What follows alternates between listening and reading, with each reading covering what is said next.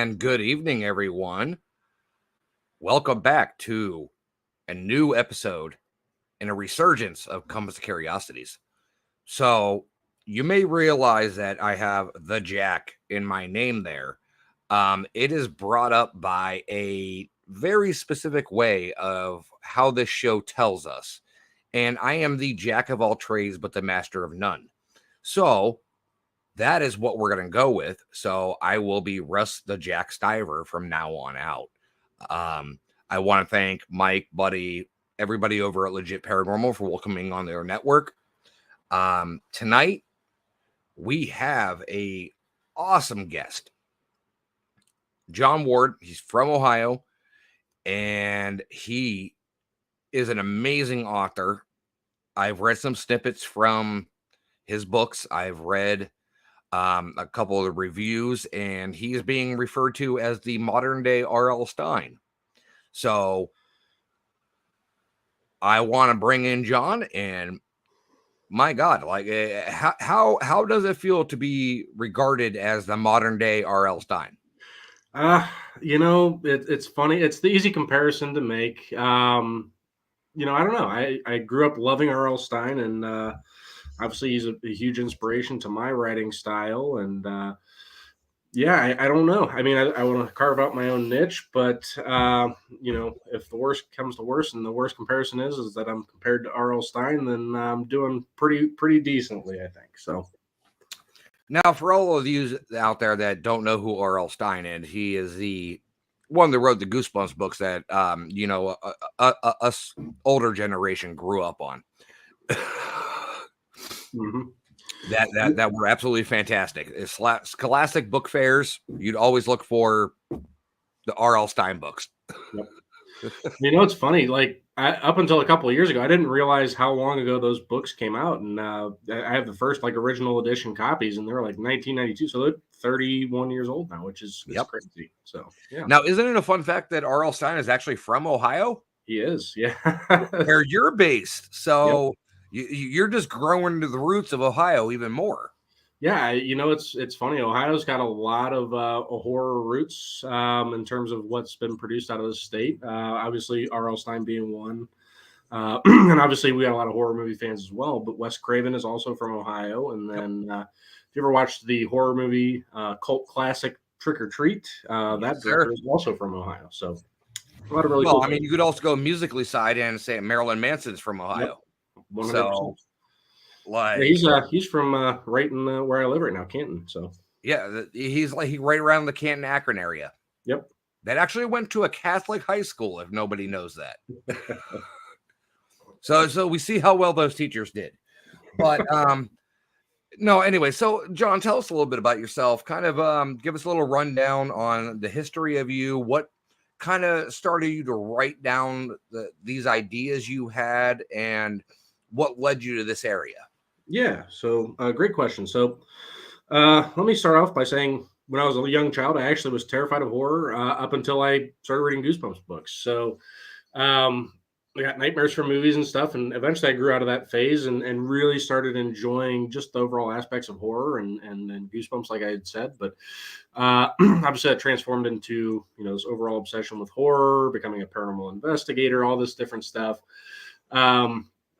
And even at a young age, I really enjoyed writing. I was always told I was good at it, but I never pursued it. Right? I kind of as time grew and I went to high school, I kind of just stopped thinking about it, stopped doing it. But I always think back. Well, I don't always, but I recently thought back to a time when I was in middle school, and back in the day, I don't know how old our viewers are, but they had these wheel-in TVs that they play movies in every once in a while. And the good old VHS sets. Yeah. Well, I know you were born in 90, but yep. I mean, I was 84, so we had the wheel-in VHS. You guys may have had DVDs up. No, it was a wheel-in VHS, 100%. But I don't even remember what the class was, but I had zero interest in watching the movie. And anyways, I start handwriting. It was a zombie story. I don't know whatever happened to it or whatever, but I was handwriting a zombie story. And back in those days, that's when kids would pass around notes and blah, blah, blah, and all this other stuff, right? But I'm sitting there handwriting this story, and the teacher comes over and snatches the papers off my desk, and he must have assumed that's what I was doing, was writing a note. And 5 minutes later, he must have read through it and realized that's not what it was. He handed it back and apologized. But, I had that epiphany, or when I was reminiscing, or anyways, when I was at a local park, because I've always wanted to get into the horror industry, and I've wanted to, whether it be a haunted house attraction, making movies, doing what I wanted to make my way into that industry one way or another. And there's a park here in Canton that's called Sippo Lake Park, and I was at the north entrance. I go there all the time to clear my head and stuff, and I'm standing out on this dock just trying to think up ideas and brainstorm and all this stuff, and I turn around and there's this big library up on the hill, and it just dawned on me, like a light bulb moment, right? And from that point forward, I thought, you know what, I was always good at writing. Why don't I give that a shot? And so I started to think, like, what could I feasibly write and enjoy writing? And I landed on middle grade horror, similar to Goosebumps, right? And I started just coming up, all these ideas started flooding into my head. And that's how I knew I was in the right space. I mean, I've got 30 to 40 ideas that I could just go and type right now if I wanted to. But yeah, that was kind of the light bulb moment that led me here. That was late last summer, early last fall, when I kind of made that self-discovery, and pretty excited about it. Yeah, I've been following your journey since you decided to start writing your books. Go ahead and tell everybody listening what your books are. Yeah, absolutely. So when I was brainstorming, I wanted to come up with a series name that I felt was original, but kind of conveyed fun horror, campy horror, kind of like Goosebumps, right? So I came up with a series title of Scareville, and the debut book is called Welcome to Scareville. I actually brought them down. I wasn't prepared the last podcast I was on discussing these, but I do have them here. So this is Awesome. Welcome to Scareville. That's the debut book in the series. And then the second book that just came out last Tuesday is called How to Create a Monster. So, Scareville is the name of the series. And it's going to be very similar to Goosebumps in the fact that each book is its own separate story. Now, I do plan on writing sequels at one point in time or another. But for now, each story is going to be separate. So your story about how you started writing, it eerily reminds me of Stephen King. Really? Because he, Bangor, Maine, grew up in Bangor, Maine. He started writing in high school, and there was a water tower that he would always go by. It was a water tower that was in a park, and there was a park bench because it was, a park, that he would always go sit at, and he would write. So your comparison to you sitting in a park and looking up at a giant library, to him looking at the water tower, which is actually one of the inspirations that he had when he wrote it. That's really cool. I didn't know that. So it just eerily reminds me of that kind of comparison as to how you got your start and everything like that. Well, that's really cool. It's always interesting to hear the origin stories and where people draw their motivations. I had no idea that Stephen King had that similar path. But maybe that's a thing for authors, like parks and just where we go to clear our heads and sort things out. Maybe, I don't know. It's one of those things where you go to a peaceful place to write the most fucked up things. I'm zenning and I'm being peaceful, but you know what I'm doing is I'm also writing down. Well, you know what it is too. Like, obviously, me being in middle grade horror, it's not going to be violent or anything like that or dark, but horror is our happy place, right? Like, that's what makes us happy. We love horror movies. We love going to Halloween haunted house attractions, and where other people get scared, we laugh and we enjoy it, right? And so, yeah. When I'm clearing my head out and I'm thinking, like, I come up with these really cool ideas and these concepts, and it excites me, right? And the only way I can do that is if I clear my head out. So I think that might be where the correlation happens. I've never really thought about it, though. I mean, it really honestly is, like, as horror fanatics and fans and, devotees, we look at the world in a different way. So something that may scare the hell out of somebody else, we look at it as, oh, okay, that's funny. Yep. Like, so it's one of those things that just, like you said, we think differently, we act differently. We're not necessarily built differently, but we are different than the cookie cutter crowd, I guess you could say. 100%. So I will ask you this. You brought up the whole horror thing. And I actually have a train about to come through. What, and I'll give you time to think about this. What are your top 5 horror movies? And now I will give you a preference to this. Trilogies, anthologies, anything like that can be bulked into one. Okay. Yeah, I'd have to think. I mean, I know my top 3 pretty easily. I would have to say number 1. Well, I'm going to put them in not numerical order. I'm just going to throw out 3 real quick and then hammer down the next 2. So the Conjuring series, even though I didn't like the third one as much, those first 2 were terrific. And the first movie really impacted me in such a way that, like, I was interested in the paranormal, but never really pursued it. And that movie made me want to pursue the paranormal. And that's the first time I left the movie theater feeling different, right? Like, I don't know how to describe it, but it had an impact on me. So the Conjuring series is one. Kind of like, damn, I need to do this and look into this more. Yeah, just it felt more real, right? Like, it didn't feel like your typical horror. Like, it felt like that was even though I know that movie was embellished now that I've been in the the industry, but at the time it felt like this is a real thing. Like, this was a very legitimate horror movie, and that's how it felt coming out of it. And it was terrifying, to be honest. But yeah, so I would say A Nightmare on Elm Street is up there in my top 5 as well. I have a Freddy Krueger tattoo on my shin, so that speaks a little bit. And the genius behind A Nightmare on Elm Street's obviously Freddy Krueger's a hysterical character. He's funny, but the idea behind, like, if you go to sleep, you die. Like, there's no concept more terrifying than that, in my opinion, than any movie that's ever been made. It's genius. So I'm pretty sure they based that off sleep apnea. Like, if you fall asleep, you're dead. Well, I forget what the story was. I'd have to go back and read it, but there was actually, I think it was somewhere in Asia.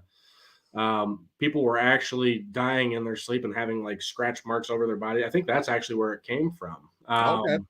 So I don't know the exact details on it, but I'm pretty sure that's where the inspiration originally did come from. Okay. All right. So we got The Conjuring. We got Nightmare on Elm Street. I would say Scream. Scream would be in there as well. Yeah, okay. I'm a big Wes Craven guy. So of course you are. I mean, who isn't? So those would be 3. Are you excited for the new one coming out? Scream 6? 7, 8, 9. I'm not sure what. Okay, so 6 just came out in theaters. Was that the one, New York? Yes. Okay. And that one was really, I honestly thought that one was as good as the original, right up there. So really enjoyed that one. I think they're teeing up some big things for the next one. Hopefully. Well, aren't they returning the original cast too?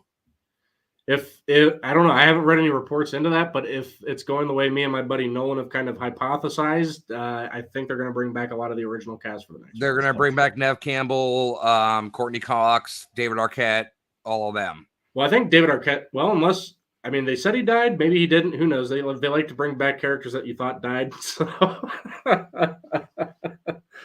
Look at the first one. Oh yeah, he died. Nope, here he is.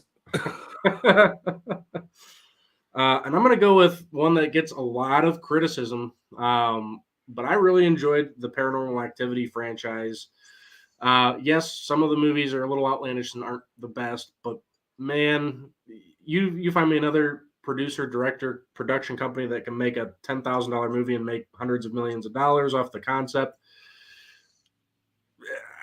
I got to respect it. And honestly, I think it was the 5th or 6th movie in the series, The Ghost Dimension, had maybe from start to finish the best startle scares packed into one movie I've ever watched. I'll name one for you right now that battles Paranormal Activity. What's that? Blair Witch Project. I like that one as well. I do. I did really enjoy the Blair Witch Project. I wish budget POV. What's that? I said small budget POV. Yep. And that's kind of similar, like Chernobyl Diaries was another one in that low budget. That was another good one. That was a good one. Yep. And it's tough. I mean, you leave out a lot of different horror franchises. Obviously, there's Saw, there's Halloween, but for me, as much as I love all those other movies, Trick or Treat is my favorite Halloween movie ever made. I think people get lost in the sauce with Michael Myers, but I think Trick or Treat conceptually, I know a lot of people don't realize things with that movie when they're watching it for the first time, but if you really pay attention and you watch that movie in the background, you'll see all the other stories playing out in the background of each individual scene, and like the fact that Sam is the spirit of Halloween. Like, Yes. people Yes. miss out on that if they don't know. There's just so much genius in that movie that people don't realize, and I love that movie. I mean, I will say Trick or Treat is one of the best movies that I have ever watched. It's I was a fan of the Grindhouse series where they took Planet Terror and Death Proof and combined it into one, and there was a crossover of the two combined. So you take Trick or Treat and you combine 3 stories into one where they all intertwine. It's an absolutely masterpiece. I watch it every year. I watch it probably 3 or 4 times a year. I love that movie. It's one of those ones that I just toss on the TV and just be like, okay, Yep. All right. So I have to ask you. So obviously you are into the paranormal. Yeah. You have been, as we discussed prior, into the paranormal scene probably for a couple years. What made you lead to start collecting boards? Honestly, I was against boards for a while. I've been in the paranormal industry for, I'd say, close to 10 years now, but it was up until recently. I don't even remember what made me get interested in it. I know I was filming my first documentary with Dead Republic with Mike Hatcher, my wife, and Marcus Howd. And at the time, Ouija boards in the paranormal community were very taboo still. Not many people were using them, talking about them, blah, blah, blah. And I wanted to use one in our documentary. So I went out and bought one and had a really cool experience with it in that documentary. And I guess the love for them kind of branched out from there. And I became friends with Steve Brott, who's a renowned collector of Ouija boards. And he kind of gave me some tips on. Very much so. I've seen his room, and I went out there and helped him out of jail out there in South Glen Falls. And I the tombstone, the wheelchair, the boards, everything. He has a pretty impressive collection. He really does. Yeah. But he helped kind of, I don't want to say mentor, but he gave me a lot of tips on like where to search, how to find, good deals on them. And that way, because a lot of vintage Ouija boards are going for hundreds and hundreds of dollars. So it's not feasible for most people to get them without, knowing where to look. But I was fortunate for about a year or two to kind of run into some really good deals. And it's been a couple of years now since I've bought another Ouija board. I just haven't found those same kind of deals. But Okay, so tell me this. You have right now, I can see you have 10 boards that I can see. Well, actually 12 boards that I can see. And the table that I'm using to prop up my laptop is another one. So. Okay, so tell me, what are your top 3 Ouija boards you have? Oh man. And very shortly give a little history behind each one. Let me see. I might it's gonna be difficult for me to look, but so I would say the Yogi board is one of my favorites. It is from the 1940s. It is a glow in the dark Ouija board, and one of the reasons I love it is obviously because it's red, right? It kind of grabs the attention. But the fact that it has so they were doing glow in the dark back in the 1940s. Yeah, I'm pretty sure someone said it's probably a hazardous material like uranium or something that they used back in those days. But I always thought it was pretty cool. And then I like the Mitchie Manitou boards. These are really, really rare. They're from the 1920s, late 1910s, early 1920s.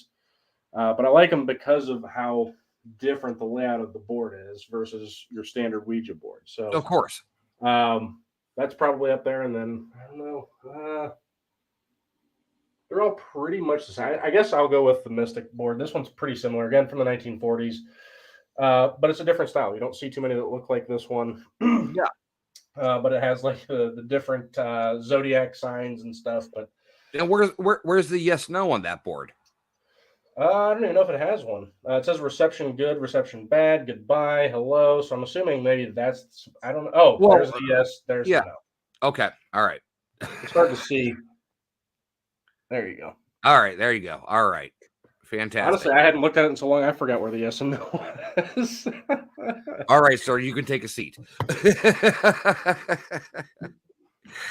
So impressive collection. I mean, like I said, I saw 12 boards behind you already, but you had more going around the wall. So very, very impressive. Do you collect anything other than Ouija boards, oddities, anything like that? Oh yeah, I've got quite a bit. Hold on. Are you one of those ones that does the? I collect haunted dolls. So I don't collect, like, how do I want to phrase it? I don't collect with the intent on getting haunted objects. However, I did have a situation come up with these. They were dolls, ironically. These clown dolls that I had purchased, also ironically from eBay, didn't claim them to be haunted. And when I was searching, I was just looking for, I typed in creepy toys on eBay, right? And as every one of us does, I mean, because that's normal. Right. Right. And I was looking to donate them for raffle at a Paracon, and I came across these 3 clown dolls, and it didn't portray them as haunted. It didn't claim them to be haunted. It was an urbex person that had gotten them from an abandoned orphanage in Australia. And yeah, the pricing on them was extremely cheap, but the backstory made me believe maybe they could be, right? Yeah. I mean, and then interestingly enough, I asked him after he had shipped them already and I already purchased them. I was like, hey, like, what's the deal? These, are they haunted or not? And he's like, well, I won't claim them to be haunted, but, my wife told me to ensure that we shipped them separate when we flew to the U.S. Like, we didn't want them on the plane with us, was what basically the way he phrased it. And I'm like, okay. That's, I mean, if I ever heard a red flag before, that's a red flag. Yeah.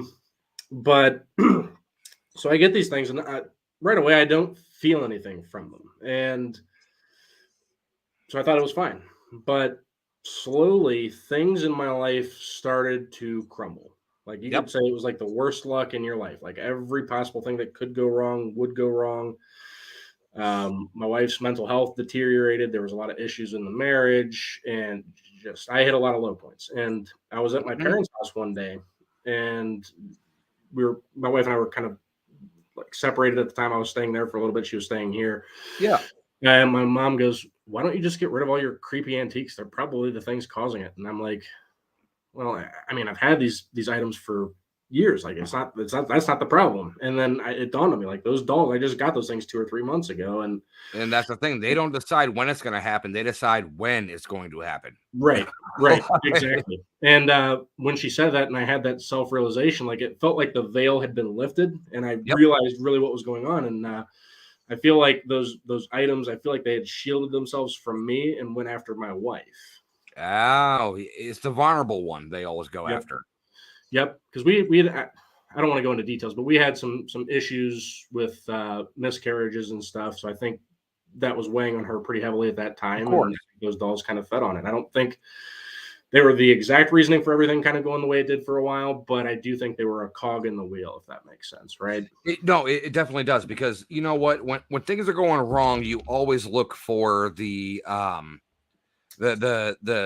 outside explanation, the outside reasoning behind it. And sometimes the reasoning behind it is right in front of your face. Yep. And, that's happened to me before. And have you since now gotten rid of the dolls? Oh, yeah. Yeah, they were gone that day, literally. That day my mom made that announcement, I drove straight home, and I made a post on Facebook, and I stuffed them in a box with the only Bible our house had, and posted it on Facebook, a photo, and I was like, whoever wants these can come take them. And my buddy Eddie Pence was the first one to claim them, and he had a lot of similar issues after he took possession of them. He had his whole life was starting to fall apart, and now those items reside in Steve Hummel's Archive of the Afterlife, which is a haunted museum in West Virginia. So they're in his dark room. But yeah, now what is your opinion on? Because I will say I have a couple, and as a good friend of mine, Matt, would say, a couple enchanted objects. I wouldn't call them haunted, but they do have energy attached to them. Yep.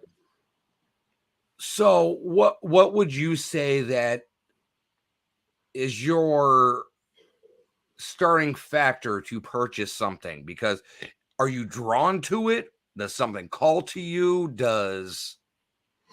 Yeah, typically it's got to be something that kind of calls out to me, right? It's got to, I don't even know how to describe it because I have certain items in my room that look creepy, some items that don't.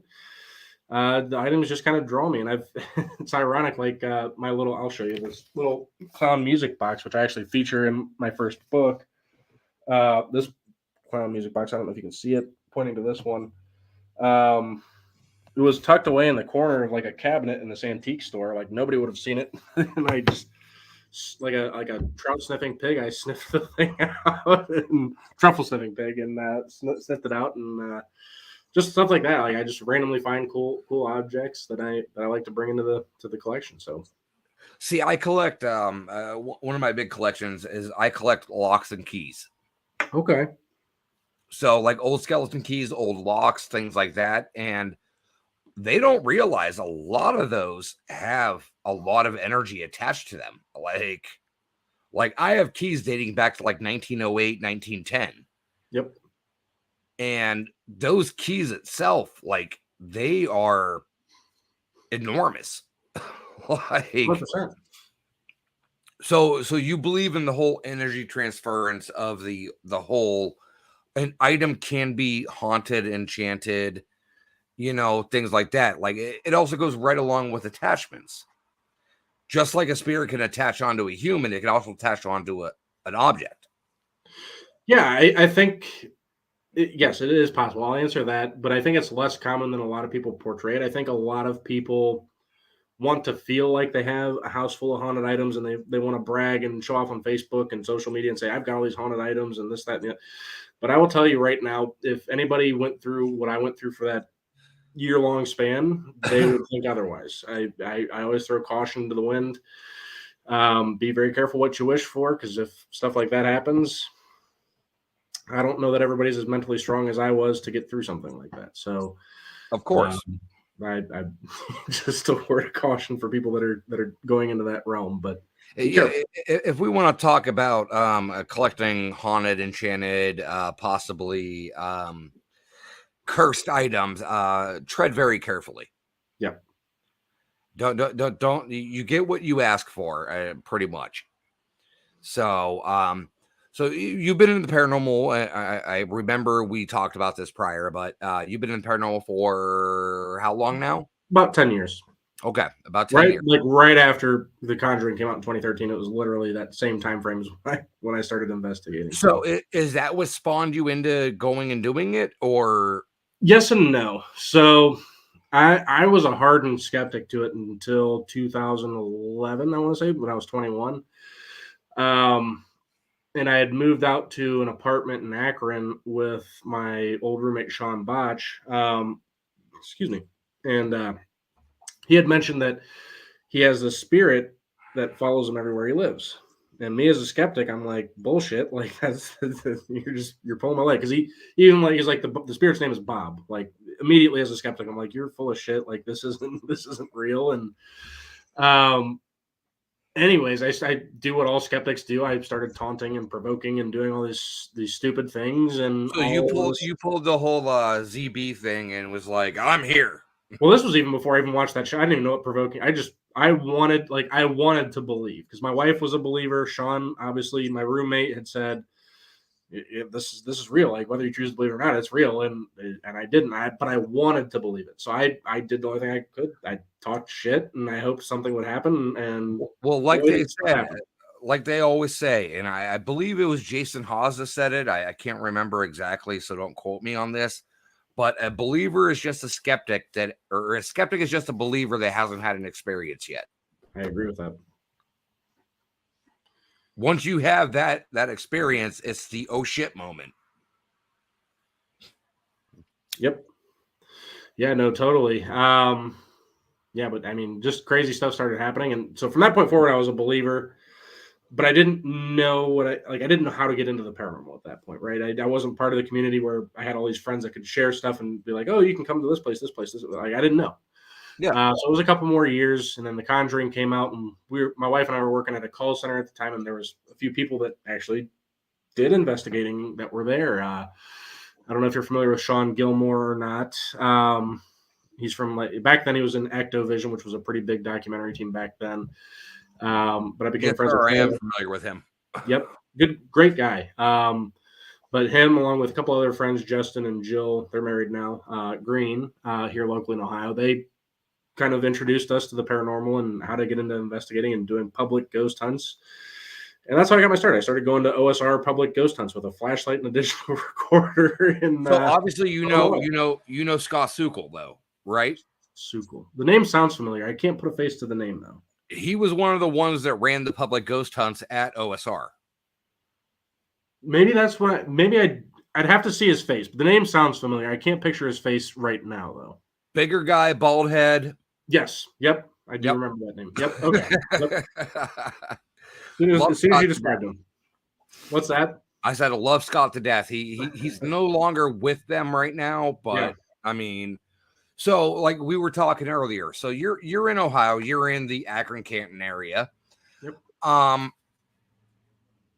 So you're centralized a lot around a lot of different hotspots in the area, whether it be across state line, whether it be in state and everything like that. So do me this favor real quick. Yeah. Give me 5 locations in Ohio for a paranormal investigator that is a must visit. Oh God. You're restricting me to 5. You know what's funny though? You know what? I'll give you 7. Okay. I'll give you a little leeway. I'll give you 7. Okay. You know what's funny? Like the way you say that, like a lot of states don't have the ability to have a top 5. That's the craziest part about it, right? Like they don't. I live in Massachusetts, so I can name 5 right off the top of my head. Yep. Yeah. So like states like Indiana, Ohio, Pennsylvania, New York, and Massachusetts, those states typically can be fine with it, but there's so many states that just don't have that many locations open. So it's kind of fascinating. But Ohio, man, obviously OSR is up there. Ohio State Reformatory is probably my all-time favorite place. Irregardless of if you get activity there or not, it's a hit or miss place in terms of activity. But man, just being there, it's just such an awesome place, an awesome energy to feel, and the architecture is beautiful. OSR is always going to have the crown for me in Ohio. Outside of that, OSR, I will interject for a second. Yeah, OSR was actually my first ever investigation. Same. I was 13 years old. Wow. I'm 39 now, so I've been in this field for 28 years. So, like, and that was my first ever investigation. That was before the Historical Society took it over. It was just after the prison closed. It still had all the records and the documents and everything in the basement. That's so cool. And I'm reading through these documents, like seeing somebody that was sentenced to 2 years for horse thievery and things like that. It was absolutely insane. Yeah, I wish I could have been there and seen, like, they have blow up with documents and stuff like that now, but I wish I could have been there back then and saw that kind of stuff. That would have been really neat. But if anybody hasn't been there, even if it's just a day tour, go check OSR out. It's worth the trip. It's such a cool place. I mean, a day tour is only like what, $13 at a self-guided, and you can spend the entire day in there. I think they've raised the price recently. It's $25 now, but even still, like, oh shit, okay. If you think even like then, it's worth it. Yeah, I mean, like Trans-Allegheny is like $100 for the day, like, right? Like $25 is nothing in comparison. So, anyways, OSR would be one of them. Madison Seminary is up there. It's hands down one of the most active places I've ever been to. Not just because it's in Ohio, but it's a crazy place. I've been to Madison prior to Adam picking up the building. Yep. And I was there with the previous owners right when they opened it up. My team actually from Ohio, that was our base camp for training new investigators and everything. Really? That's cool. Yes. Yeah. So I've spent a lot of time in Madison. So it's another one of those places that you just drive up to it, you see it, and you're like, wow, this is a really I don't want to say foreboding. Like you feel creeped out. That's one of those ones you feel creeped out driving up to, I guess you would say. Now, do you feel like people are standing there staring out the windows at you? Oh yeah, 100%. Like you pull into that driveway to go around to the back, and you just feel people like looking out the windows, like, 100%. What are you doing here? And maybe that's what, like, why you feel so uneasy pulling up to that building, because there's some places you'll pull up to and you just feel really amped and really excited. But that's one of the ones like you pull up to and you're like, this feels different. Yeah, like, yeah. Yep. So Madison Seminary's in the top 5, 7, whatever we're doing. Oh goodness, I'm having a brain fart. House of Wills. I don't know if you ever had a chance to investigate there in Cleveland, Ohio. But 14 times. That place is nuts. I was in there. I knew 2 of the tour guides, and they actually contacted me to help come run tours one night because they're like, "Hey, we're down somebody. Can you come help? We have a group coming in." And I went and did it one night, and I'm like, nope, not like walking through that building alone is Can't imagine. Absolutely terrifying. And it's a maze too. Like you could easily get lost in that place. Oh my God. Just to get up to Dreamland is like insane. Like I know the owner still owns it now because I heard he was trying to like live in it. Yep. Mm-hmm. But the last time I was there, they had no active plumbing inside the house. It was still the same when I was there 3 or 4 years ago. They had no active plumbing in there. Okay, so I don't know if he's actually living there because the last thing I remember is the House of Wills is in the middle, and I don't want to be offensive to anyone out there listening, but it's in the middle of the ghetto. It's a rough neighborhood, very rough, very, very rough. So, but yeah, some of the experiences I had at House of Wills were up there in my top experiences. Yeah, I'm gonna go off on a side story real quick. We were running an ITC session upstairs in Mr. Will's bedroom. Oh, and for the listeners out there, Mr. Wills was kind of a ladies' man back in the day before he had passed. And we're running an ITC session, and we captured what sounded like a squeak and a bang against the wall, and then we heard a woman yell. So we asked Mr. Wills, "Are you busy getting it in right now?" And he said, "Yes, leave now." And that was the response. So like under privacy. It's just so weird that like you could capture something like that. It was cool. Cool. I had more experiences in the coffin room. Yep. And the bar. I don't know if I remember where the bar was. The auditorium was nuts too. The auditorium is one of my best pictures actually came from the auditorium. Yeah. The bar is right off the ballroom.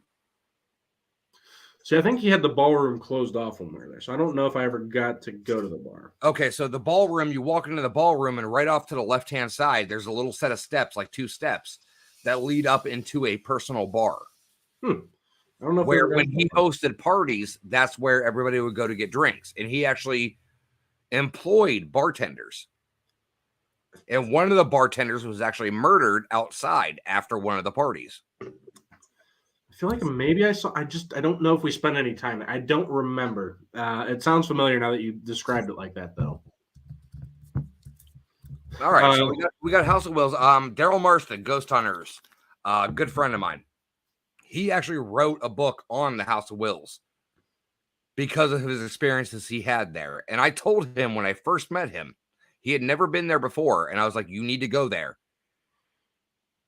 And he went there, and I saw him the next year after he went, and he looked at me and goes, I'm never going back there. It's funny you say that. Like, I never watched their show, but I was at the Parapsychon, which is a paranormal convention down in OSR. OSR, yep. This was a few weeks, 2-3 weeks ago at this point, 4 weeks. I don't remember. It was in May. And normally I don't pay much attention to paranormal celebrities or whatever, but a few of our friends we went with wanted to see the Ghost Brothers do their speech spiel thing or whatever. And someone had asked them, because they had filmed at the House of Wills, what's a location that you will never go back to? And all of them without hesitation said House of Wills. And that is actually one of the funniest episodes I've ever watched. Like, I don't watch many shows. Right. Same. And I will say one of the only shows I ever really watched was Ghost Hunters in the beginning. Yep. But also now is Destination Fear, Project Fear, whatever you want to call it. Yep. Because they come right out and say, we're documentarians. We're not investigators. We are just trying to find this out. So I enjoy watching them. But the episode with the Ghost Brothers when they filmed the House of Wills, and the one I can't remember who it was. I don't know if it was Juwan or whatever the name was. Mm-hmm. Was like, no, I'm not going in there. I'll stay out in this van the entire damn night. I don't care. And you know what? There are some people that I actually did investigations with that they did the walkthrough and everything, and they were like, hey, I'm just gonna leave. The energy in there, I don't want to get into detail because I know he's trying to keep it private now, even though it's been made public, but there's been ritualistic practices that have impacted. Yes, does he still have the sculptures in there? Yeah, I mean, when I was there 3 or 4 years ago, yes, was the answer to that question. I don't know whether it is now. I haven't been there in so long. We were actually supposed to film our first documentary there, and they dumped us so Nick Groff could go film his Death Walker show there. So yeah, well, there is a I looked into it about the price of investigating it, mm-hmm. and if you break down the price, it is exactly 66.60 per person. That's funny. So yes, and the owner of it is an outright spoken Satanist. He doesn't hide that fact. Yep. And the fact that they dropped him in the middle of that neighborhood,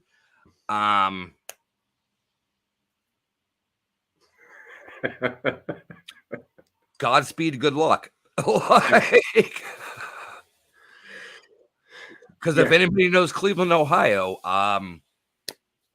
that's kind of a territory you don't kind of. No, that was a scary neighborhood for sure. And I don't, I live in Canton. I'm from the Akron area. Like I've been around rough neighborhoods, but that area takes the cake. It was a rough neighborhood to be in. Yeah.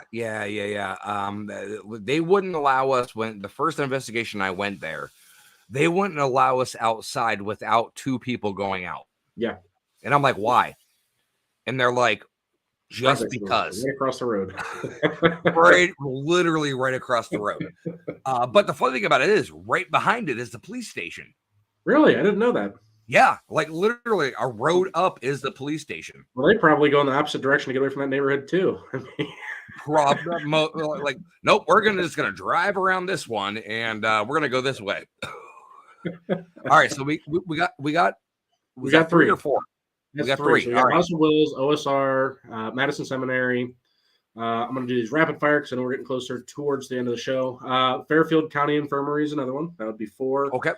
That's down in Lancaster, Ohio. I'm actually going to be going to a paranormal convention there this Saturday. So you're going to FCI? I'm assuming you're going to FCI Con. Yes. Yeah, that's another Adam Kimmel building and event. Yep. So that one's in my top 5, 7.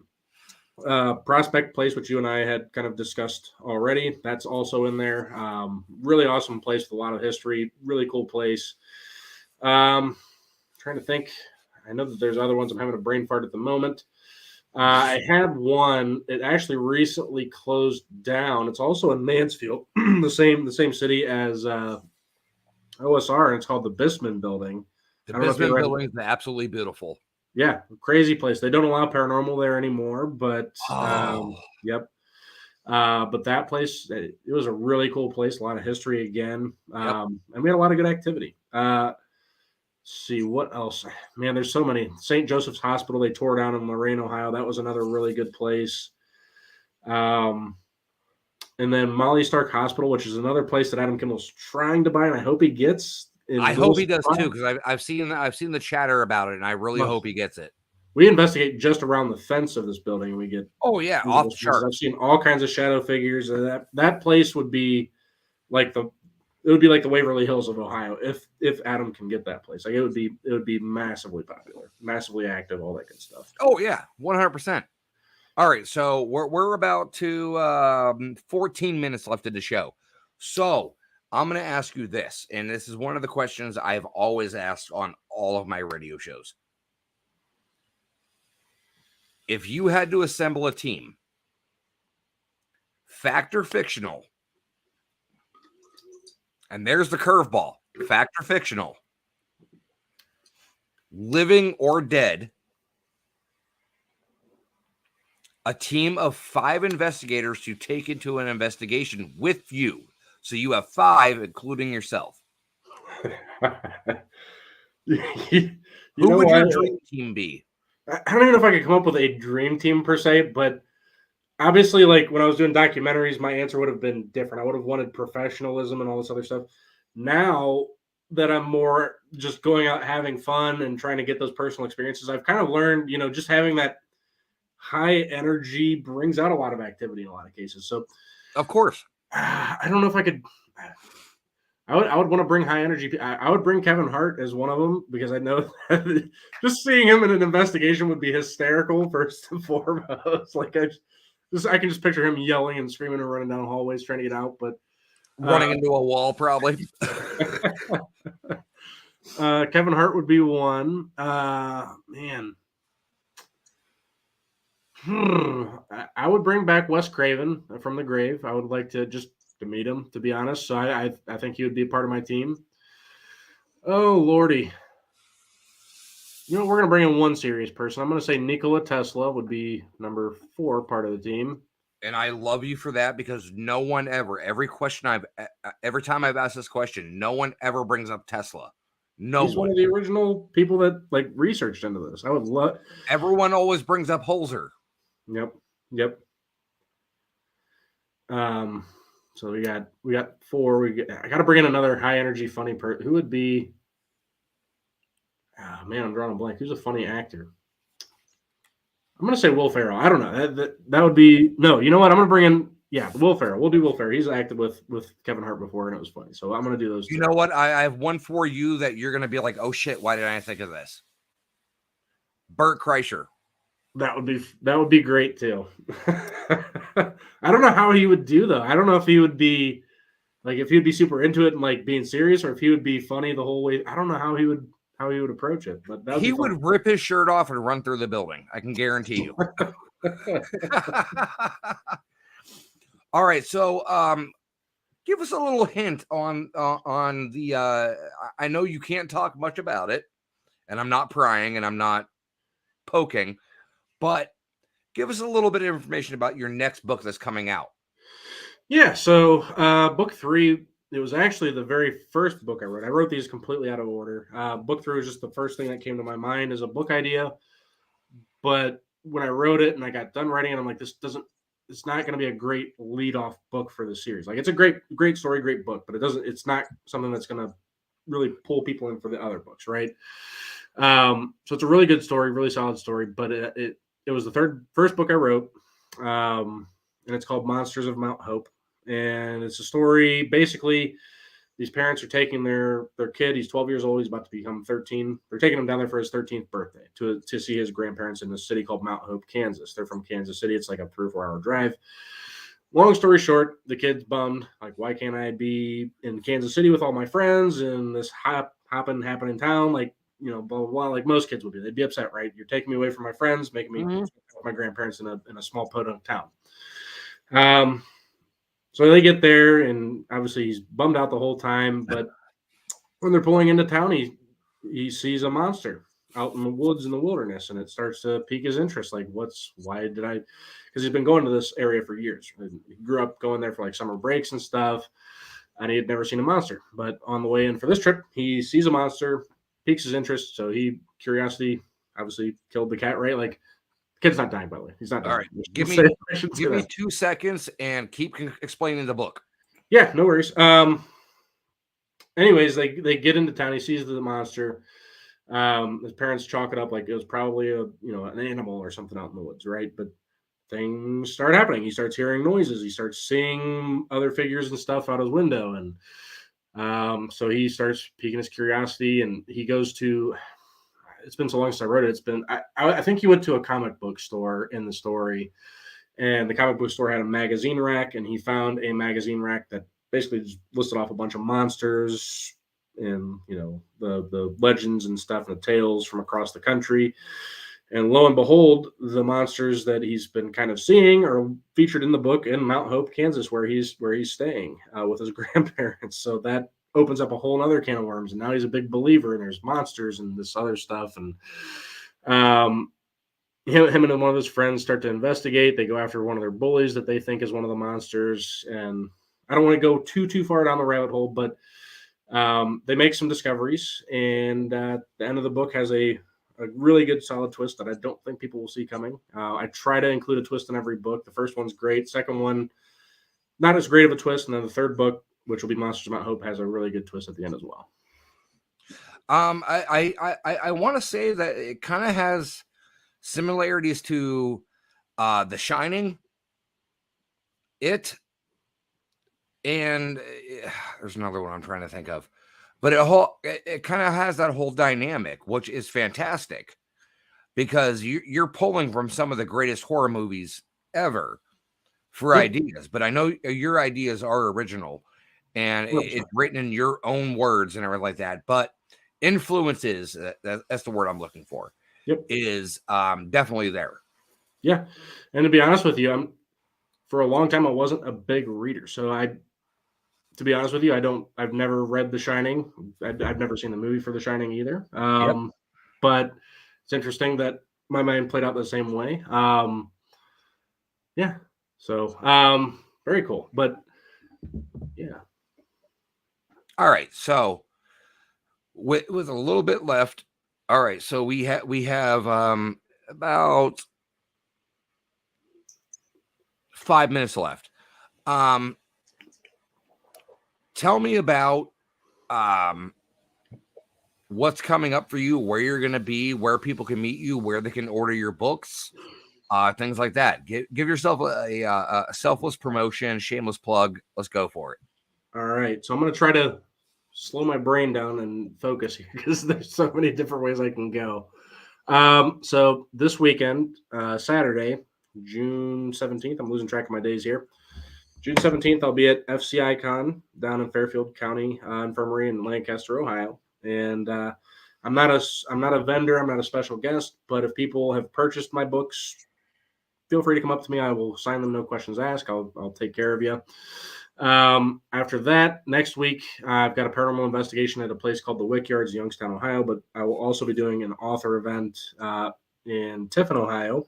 Wait. The Wickyards? Really? Yeah. Yep. I lived in Youngstown, so really? I know all those areas. Really? That's cool. I'd never heard of this building. My buddy Eddie lives in Youngstown, and apparently this location, I don't know what they do exactly. He would have more info, but apparently they do allow paranormal investigating in this place called the Wickyards. I don't know what it is or what the history is, but looking forward to it. So I'm doing that Friday. The 23rd, and then 24th, I'll be in Tiffin, Ohio. Very early the next morning, I'll be making a 2-hour trip to Tiffin, at a bookstore called Pan Yan Bookstore, where I'll be doing an author event, book signings, purchases, all that good stuff. Then after that point in July, I'll probably start writing book 4, which will be launched probably in November, would be the goal. And then at the end of July, I've got an event at Hinsdale House with Mike Hatcher and his team for that camp out event. I'll be there that Friday, July 28th. Again, if people purchase tickets and come to that and want me to sign their books and they've bought them already, great. And then the next day, again, I've got another author event right after that.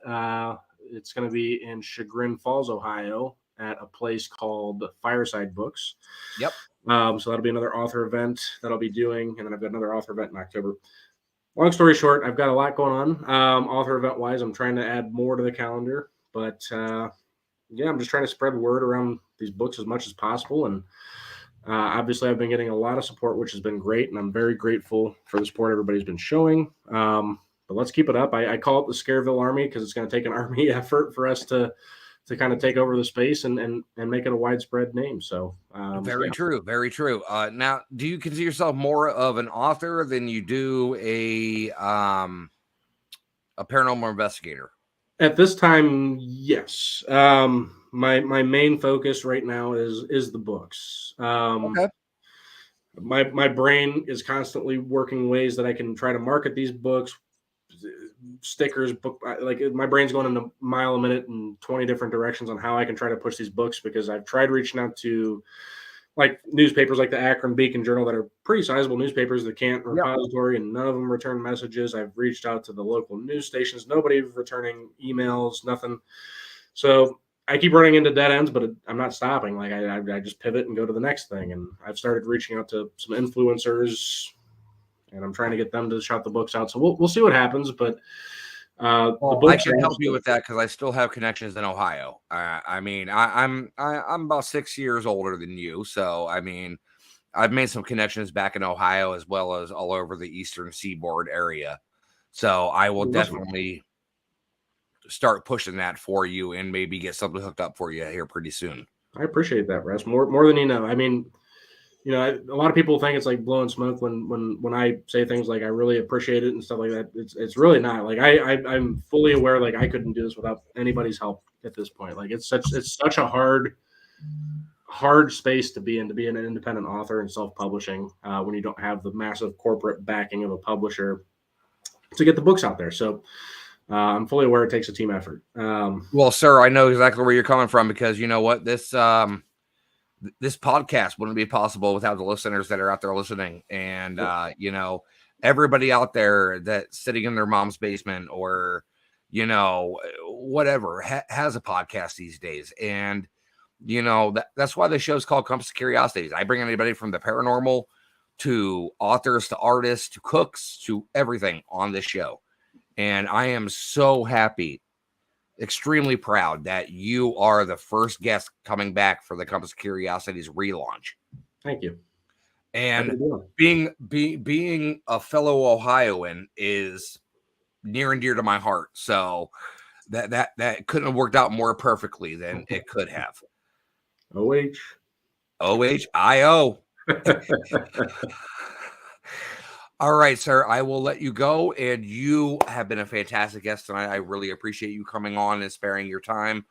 You know, I really want to see you succeed, and I've actually been following you, and you've done leaps and bounds more than I've seen anybody do. So keep up the good work, and I am so proud of you, and I hope the Scareville series really takes off. Thank you. That means a lot. It really does. And doing everything I can to not let people down and grow this into something special. And I need everybody's help. So I appreciate it. You know what? Don't worry about letting everybody down. Don't let yourself down. Absolutely. You are the one that matters in this. 100%. So, all right, sir. I really appreciate it. Thank you so much. I'm going to turn it over to the producer, and we will see you